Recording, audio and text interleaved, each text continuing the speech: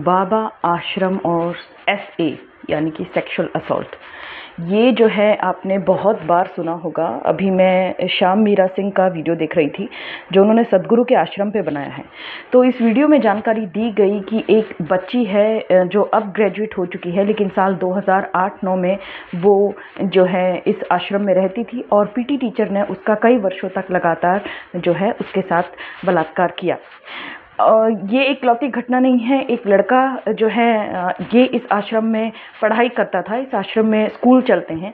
उस आश्रम के स्कूल में जो वो लड़का पढ़ाई करता था, तो उस लड़के के साथ उसके सीनियर यानी कि उससे एक बड़े लड़के ने उसके साथ दुष्कर्म किया, बलात्कार किया। और ये जानकारी जब उसके माँ बाप को पता चली तो इन्होंने शिकायत की ईशा फाउंडेशन को, लेकिन शिकायत के बावजूद जो बड़ा लड़का था वो उस आश्रम में अभी भी पढ़ने जाता रहा।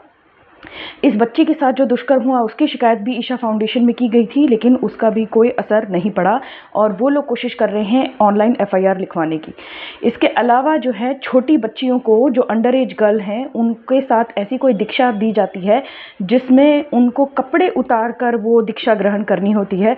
ये भी ऐसा किसी प्रोसेस में, किसी धर्म क्रम में लिखा नहीं है, लेकिन ईशा फाउंडेशन में ये हो रहा था।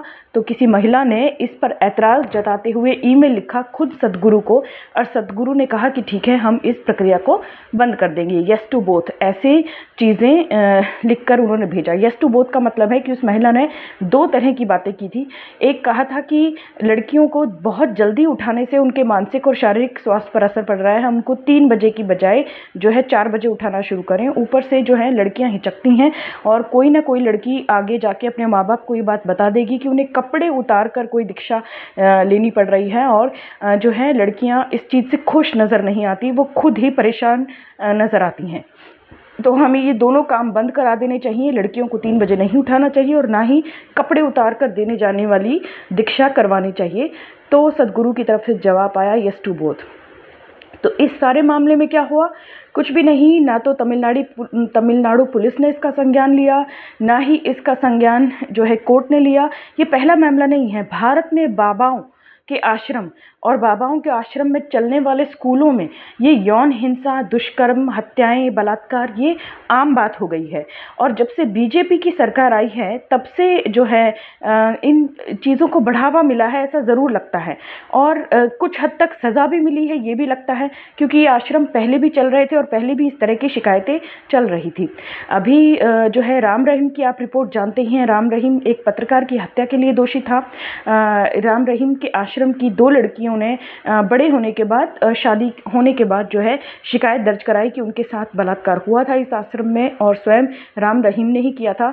इन दोनों लड़कियों ने राष्ट्रपति तक को चिट्ठी लिखी थी। प्रधानमंत्री अटल बिहारी वाजपेयी को उस समय चिट्ठी लिखी थी कि ऐसा ऐसा हो रहा है और पुलिस, कानून सब बाबा की जेब में है। राम रहीम पे ज़मीन घोटाला करने, लोगों की ज़मीन हड़पने, लोगों को मारकर अपने आश्रम में गाड़ देने का भी आरोप था और लड़कों को नपुंसक बनाने का आरोप था, ताकि वो लड़के जो हैं उस आश्रम में हमेशा के लिए, क्योंकि वो गृहस्थी के योग्य नहीं रहेंगे, नपुंसक बनने के बाद उस आश्रम से हमेशा के लिए जुड़े रहें।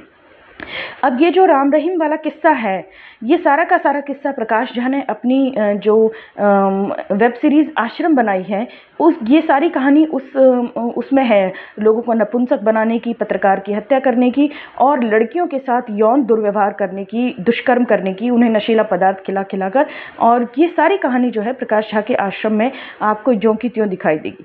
आसाराम के साथ भी ऐसे ही था। आसाराम के आश्रम पर सबसे पहले जो चर्चा में आए वो ये था कि 2 लड़के, 2 छोटे छोटे बच्चे जो भाई थे, आपस में कज़न्स थे, उनकी बॉडी मिली थी आसाराम के आश्रम के पास में नदी बहती है, उस बॉडी में वो वहाँ पे वो नदी मिली, माफ़ कीजिएगा, नदी के पास वो बॉडीज़ मिली थी। और ये माँ बाप जो है, लड़कों के माँ बाप बच्चों को काफ़ी दिन से ढूंढ रहे थे। पुलिस में उन्होंने शिकायत की थी। बॉडी जिस हालत में मिली थी, ऐसा लगता था कि कोई तांत्रिक पूजा की गई है और बच्चों के साथ दुष्कर्म करके उनकी हत्या की गई है। और कुछ पूजा का सामान भी वहाँ मिला था, कोई तांत्रिक पूजा जैसा भी, कुछ काला जादू वगैरह जैसी चीज़ें भी लग रही थी।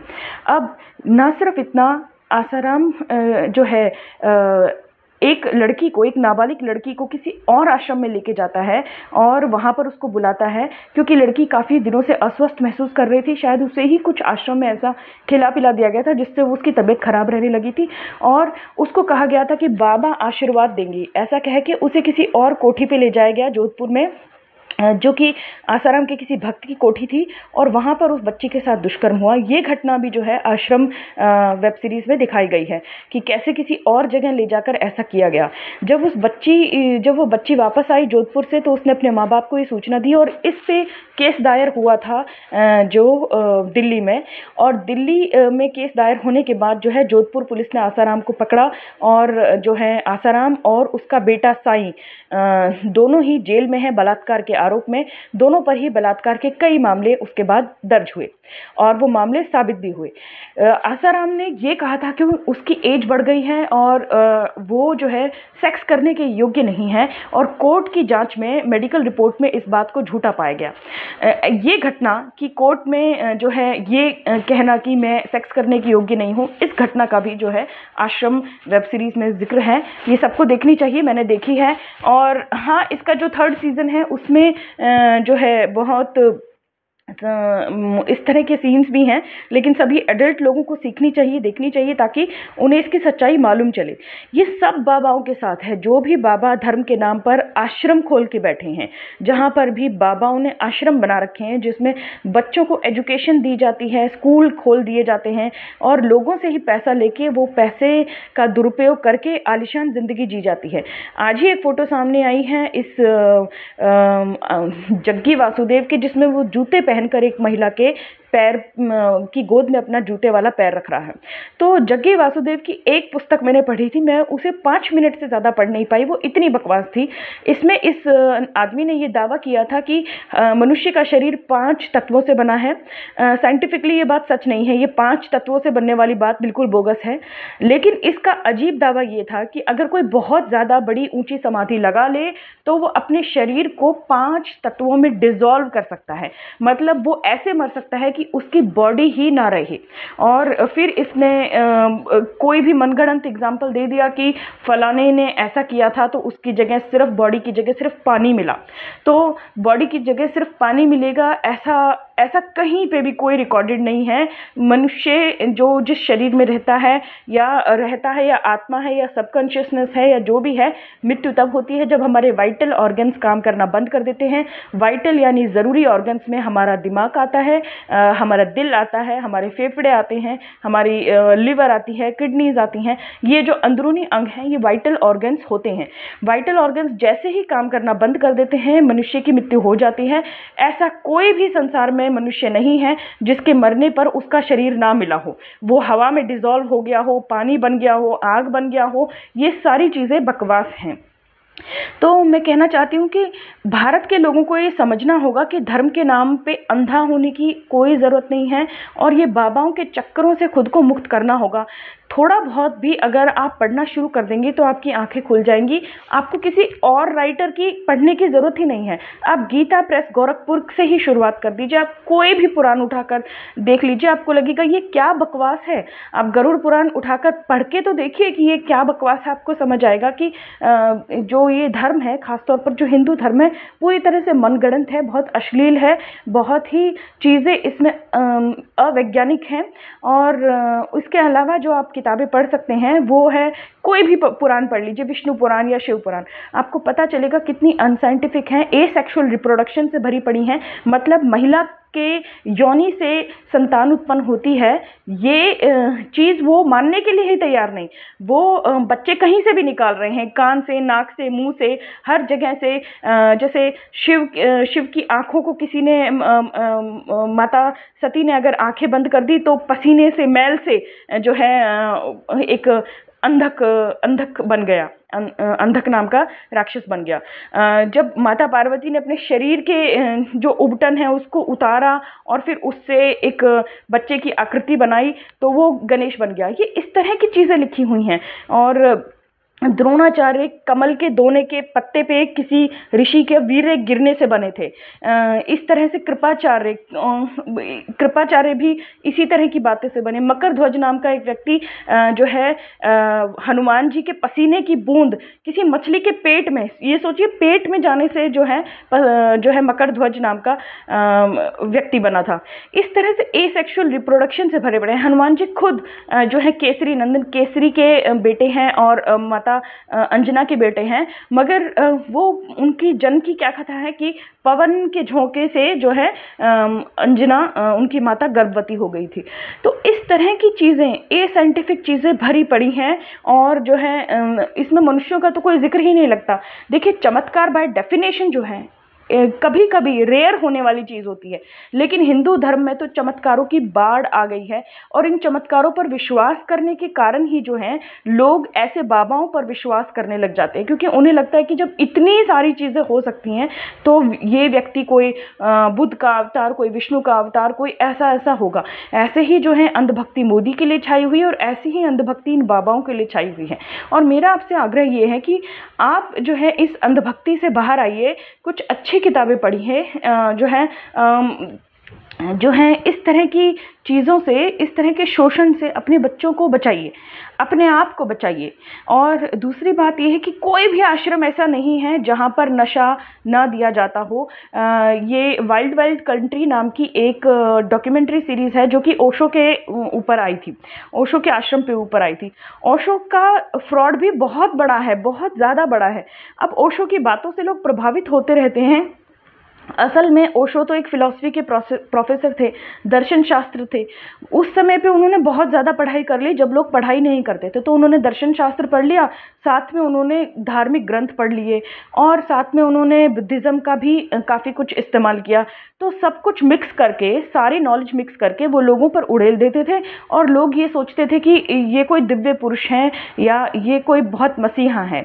और ऊपर से उन्होंने सेक्स को जो है अपने आश्रम में खुली छूट दे रखी थी कि मेरे आश्रम में जो है आप जिससे चाहे जितना चाहे सेक्स कर सकते हैं। तो सेक्स को खुली छूट मिल गई, एक तो धर्म का चोला मिल गया, ऊपर से अय्याशी करने के लिए मिल गई। तो लोग जो है बॉलीवुड फिल्म इंडस्ट्री वाले लोग जो है बहुत ज़्यादा उनकी तरफ प्रभावित हुए और विनोद खन्ना जी भी उनके झांसे में आ गए थे। अब जब यहाँ पर गंद ज़्यादा फैल गया था और ऐसा लगता था कि इंदिरा गांधी की गवर्नमेंट जो है ओशो के पुनः स्थित आश्रम पे कोई ना कोई कार्रवाई करके ही रहेगी, उन पे यहाँ शिकंजा कसा जाने लगा। एक विदेशी नागरिक की मृत्यु भी हो गई थी आश्रम में। तो जो है वो यूएसए में चले गए और यूएसए में उन्होंने ज़मीन खरीदकर एक नगर बसाना शुरू कर दिया। और उस नगर में उन्होंने क्या किया कि लोग जो आते थे उनको खुली छूट सेक्स की देना या उनको कहना कि सेक्स के ज़रिए आप जो है ईश्वर को पा सकते हैं। बहुत सारी मात्रा में वहाँ पर कॉन्डम्स मिलते थे, बहुत सारी मात्रा में वहाँ पर जो है नशीली पदार्थ मिलती थी, नशा मिलता था, क्योंकि लोग वहाँ उस सिटी को सेटअप करने के लिए 18-18 घंटे काम कर रहे हैं। जितना काम वो किसी नौकरी में नहीं करते उतना काम वो वहाँ पर उस चीज़ को बनाने में कर रहे हैं और अपना धन दौलत सब लुटा रहे हैं। और ओशो ने इकट्ठी कर ली थी करोड़ों की रोल्स रॉयस, बहुत सारी जो है चीज़ें उसने इकट्ठी कर ली थी। तो वो खुद किस यौन शोषण में शामिल था या नहीं ये पता नहीं, लेकिन उसके आश्रम में जो है सेक्स का इतना पागलपन था कि जो लोग बीमार हो गए थे मानसिक और शारीरिक रूप से। और बाद में जब उन्हें लगा कि अमेरिकी गवर्नमेंट उन पर शिकंजा कस सकती है उनके उस पे, तो उन्होंने क्या किया कि अपने आश्रम में होमलेस यानी कि भिखारी लोगों को जगह जगह से लाकर बसाना शुरू कर दिया ताकि वो एक लोकल पॉलिटिक्स में हिस्सा ले सकें। अब लोकल पॉलिटिक्स क्या थी? लोकल पॉलिटिक्स ये थी कि आश्रम ने अपने कुछ कैंडिडेट्स खड़े किए थे ताकि वो उस जगह के लोकल पॉलिटिशियन बन सकें। और जो है इसमें जो उनकी साथ थी माँ शीला, उस पर यह आरोप लगा कि उसने क्या किया था कि उस एरिया के, ओरेगोन नाम का एरिया था, उस एरिया की पानी की सप्लाई में ही कुछ ऐसा पदार्थ मिला दिया था कि लोग बीमार पड़ने लगे थे वोटिंग के दिन। तो सारे के सारे लोग जो आश्रम के अंदर रहते थे वो तो बीमार नहीं पड़े, बाहर वाले लोग बीमार पड़ के उल्टियाँ टट्टियाँ उनको लग गई और वो अस्पतालों में पहुंच गए। तो जब भारी मात्रा में लोगों को ऐसे बीमारियां होने लगी, पेट की बीमारी होने लगी और अचानक सबकी पेट खराब हो गई। सब लोग जो है डिहाइड्रेशन के, लूज मोशंस के और वॉमिटिंग के शिकार हो गए, डायरिया के शिकार हो गए। तब उस का जांच में ये सामने आया कि उस पानी में मिलावट कर दी गई थी इस आश्रम के साथ। तो उससे क्या हुआ? उससे ये हुआ कि इन आश्रम को चलाने वाले संचालकों की धर पकड़ आरंभ हुई और जो ओशो है उसने, क्योंकि उसका इतना ज़्यादा फॉलोअर्स बढ़ गए थे, उसने काफ़ी देशों में शरण मांगी कि मुझे यहाँ नहीं यहाँ भेज दो, यहाँ नहीं यहाँ भेज दो। उसको जो है आई थिंक उसको 20 से ज़्यादा देशों ने अपने देश में आने से मना किया कि नहीं, हम तुमको स्वीकार नहीं करेंगे। वो इतना खतरनाक उसका कल्ट बन गया था। और उसको काफ़ी दिन जो है जेल में रख के फिर बाद में उसको पूना के आश्रम में छोड़ दिया गया। और जो उसके साथ महिला शामिल थी, माँ आनंद शीला, उसको और काफ़ी लोगों को यूएसए की कोर्ट ने सज़ा दी। वापस आने के बाद, जैसा कि इन सारे के सारे गुरुओं के साथ होता है, इन सारे बाबाओं के साथ होता है, उसकी मृत्यु हो गई। अब उसकी मृत्यु अपने आप हुई या उसकी अचानक हत्या कर दी गई, इस पर भी जो है स्थिति स्पष्ट नहीं है, क्योंकि बस ये बताया गया उसके अनुचरों द्वारा कि उसकी मृत्यु हो गई।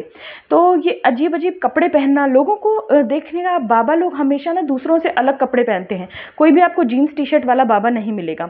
और कोई भी बाबा जो आपको धर्म की तरफ धकेल रहा है, हिंदू धर्म की तरफ धकेल रहा है, या हिंदू धर्म के अगेंस्ट भी कुछ बातें करके आपको जो है भ्रमित करने की कोशिश कर रहा है, आप उसका देखेंगे कि यही हाल होता है। ये अकेली ऐसी घटना नहीं है। मैंने एक बुक पढ़ी थी, अंडरस्टैंडिंग मोहम्मद, उसमें जिम जॉन्स नाम की एक व्यक्ति का जिक्र था। जिम जॉन्स एक ईसाई था। ईसाई व्यक्ति बाइबल की शिक्षा देने की बजाय या बाइबल पर चलने की बजाय, लोगों को बाइबल पढ़ के प्रेरित करने की बजाय, वो ऐसा करता है कि सब लोगों को अपने पीछे पीछे किसी जंगल में जाने के लिए कहता है और उसके कल्ट में विश्वास करने वाले लोग उस जंगल में जाके चलने लग गए। वो इतना ज़्यादा मति भ्रमित व्यक्ति था कि वो लोगों को कहता था कि तुम लोग जो है किसी और प्लेनेट के वासी हो और अगर तुम मेरे साथ दोगे तो तुम उस प्लेनेट में जाओगे। ऐसा कर करके उसने इतना ब्रेन वॉश किया लोगों को कि एक साथ मास सुसाइड लोगों ने कर लिया और जहर पी लिया। और ये अमेरिका के इतिहास की सबसे बड़ी कल्ट वाली घटना थी कि एक कल्ट के फॉलोवर्स ने और कल्ट के नेता ने सेल्फ हार्म किया, सेल्फ अब्यूज़ किया और मास सुसाइड किया। इसकी वजह से अमेरिका ओशो के लिए भी बड़ा सतर्क था कि कहीं ऐसा कुछ ना हो, ये तो लोगों के पानी में ही जहर मिला रहे हैं। गनीमत ये है कि उस जहर की वजह से कोई मरा नहीं। जब ओशो का आश्रम जो है ध्वंस हुआ, वहाँ पर से लोग चले गए, तो लोगों ने एहसास किया कि हम लोगों को कैसे मूर्ख बनाया जा रहा था। 18 घंटे काम करवाया जा रहा था। नॉर्मल लोग जो हैं 7-8 घंटे की शिफ्ट में थक जाते हैं, लेकिन सारे के सारे जो आश्रम के फॉलोवर्स थे, सारे के सारे जो है माल नरिश्ड थे, बहुत कमज़ोर थे। आप वाइल्ड कंट्री में देख सकते हैं। ये सारे के सारे आश्रमों का, बाबाओं का ये हाल है, चाहे वो ईसाई धर्म के हों, चाहे वो हिंदू धर्म के हों, चाहे वो तर्क वाले बाबा बने हुए हों। आजकल कोई तर्क वाले बाबा चल रहे हैं जिनकी ज्ञान सुनने की 5-5 हज़ार फीस लगती है और उनकी किताबें जो हैं हर पार्क के सामने मिल जाती हैं। ज़बरदस्त भारी प्रचार हो रहा है। ये लेफ्टिस्टों के बाबा बन गए हैं क्या पता नहीं। अब लेफ्टिस्ट जहाँ पे भी हैं इनको अपने चैनल्स पर बुला रहे हैं और ये कुछ चीज़ें फेमिनिज्म की उठा लेते हैं। वही ओशो वाला हाल है। कुछ चीज़ें फेमिनिज्म की उठा लेते हैं, कुछ चीज़ें रैशनैलिटी की उठा लेते हैं, कुछ में वेदांत करने लग जाते हैं। जबकि मैं बाबा साहब भीमराव अंबेडकर को पढ़ रही हूँ, वो उन्होंने कहा था कि हिंदू धर्म में जितना भेदभाव है, जितना ऊंच नीच है, जितना जातिवाद है, जितना महिला विरोध है, उसकी जड़ ही वेदों में है। तो उपनिषदों में ऐसा कौन सा ज्ञान है कि जो है बहुत ही अच्छी चीज़ें हो जाए। साइंस जर्नी नाम का एक चैनल है जो उपनिषदों की भी पोल खोल के दिखाता है। और भी काफ़ी हैंडल्स हैं ट्विटर पे जो आपको मिल जाएंगी, जैसे कैटलिया है, इस तरह के हैंडल्स हैं जो असली आपको बताएंगे कि ये जो धर्म है, जिसका लिफाफा आपको दिखाया जाता है, चिपकाया जाता है, उसके अंदर कुछ नहीं होता। उसके अंदर यही होता है अशिक्षा, कुरीति, अनसाइंटिफिक चीज़ें, एसेक्सुअल रिप्रोडक्शन, ऊटपटांग बातें, अश्लीलता, पूरी तरह से ऑब्सनिटी, महिलाओं के प्रति बुरी तरह से घृणा, हिंसा, उन्हें बार बार अपमानित करना, प्रताड़ित करना। तो बाबाओं के चंगुल से खुद को और अपने परिवार को ज़रूर दूर रखिएगा, यही मेरा कहना है। कोई भी बाबा हो, कोई भी बाबा अपना जो सर है, अपना सर अपने कंधों पर रखिए, किसी दूसरे के कंधे पर अपना सर रखने की ज़रूरत नहीं है। वो क्या सोच रहा है वो सुनने की बजाय तुम उसको पढ़ो तो सही। जो वेदांत वेदांत वेदांत की रट लगा के बैठा है, तुम ज़रा सा भी थोड़ा सा भी अगर पढ़ना शुरू करोगे तो तुम्हें पता चलेगा कितनी खोखली चीज़ें हैं ये, कितनी बकवास बातें हैं ये। और इस तरह से ही सच को जान पाओगे।